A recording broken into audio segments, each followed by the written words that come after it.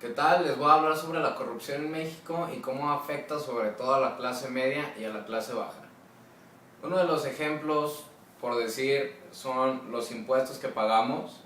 Siento yo que los impuestos de la política fiscal de este 2014 sobre todo van a afectar a la clase media y a la clase baja, ya que las personas que realmente tienen dinero los evaden o donan el dinero para no pagar ese impuesto.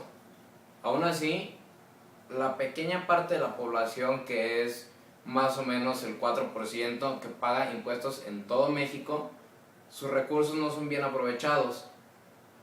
Uno de los ejemplos es el gobierno. Cada vez que hace comidas, cada vez que el presidente viaja, cada vez que hay conferencias, gastan millones de pesos en comidas, gastan millones de pesos en viajes, millones de pesos en seguridad para el presidente.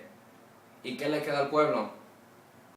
El problema de esto es que el gobierno no aprovecha bien los recursos que el pueblo paga.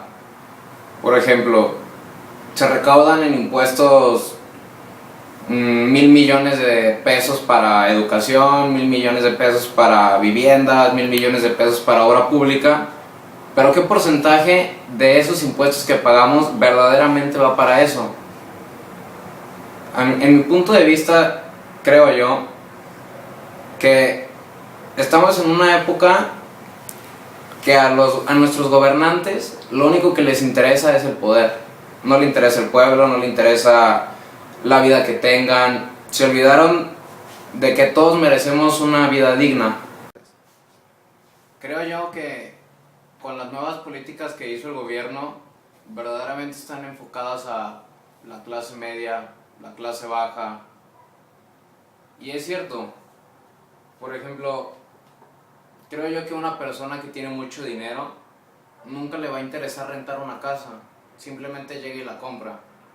Una persona que no tiene bien para comer compra cualquier cosa, chatarra, lo que sea para comer. Subieron impuestos en eso, subieron impuestos en rentas de carros, en comida para animales. Yo creo que a alguien que verdaderamente tiene dinero no le afecta en lo más mínimo.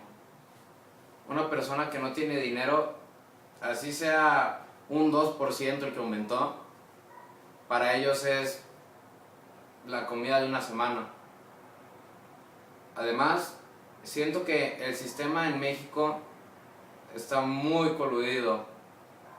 No administramos bien los recursos, no administran bien los recursos en el hecho de que voy a contar una experiencia que tuve en la prepa. Fue un diputado del PAN y le pregunté que por qué cuando hacían sus campañas políticas llegaban con las personas más humildes, les prometían que les iban a construir escuelas, que les iban a pavimentar sus calles, que les iban a dar agua potable. Pasaban las elecciones y se olvidaban de ellos. Y la verdad me molestó mucho su respuesta. Me contestó el político que porque ellos no pagaban impuestos, y que como ellos no pagaban impuestos, ¿por qué ellos le iban a hacer algo a sus calles? ¿Por qué ellos le iban a hacer algo? ¿Por qué ellos iban a hacer algo por esas familias que no tienen dinero?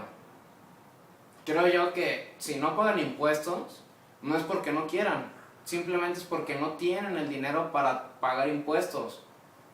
Yo la verdad, si estuviera en esa situación, yo prefiero comprarle ropa a mis hijos, prefiero darles educación a mis hijos, prefiero darles comida a mis hijos y lo poco que queda para darles una vida digna.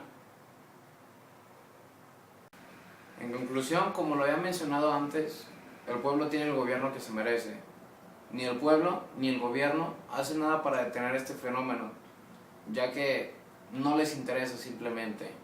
El pueblo por la facilidad de librarse de problemas, de ver cómo solucionan sus cosas, y el gobierno simplemente por la atracción al poder, por querer tener más dinero. Simplemente yo creo que es uno de los mayores problemas de México y por el cual no crece nuestra economía, no hay empleos, aumenta la pobreza cada vez más.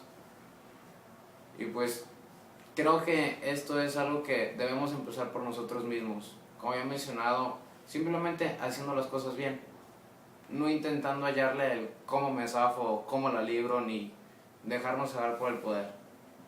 Muchas gracias por su atención. Mi nombre es Sebastián.